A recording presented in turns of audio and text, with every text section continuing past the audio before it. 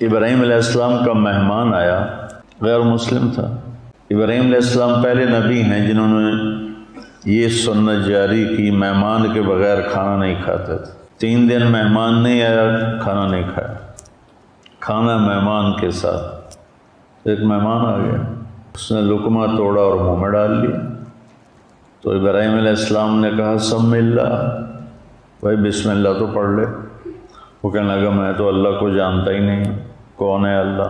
تو انہوں نے روٹی اٹھا لی، فرمایا چلا جا، میں اللہ کے نہ ماننے والے کو نہیں کھانا کھلاتا۔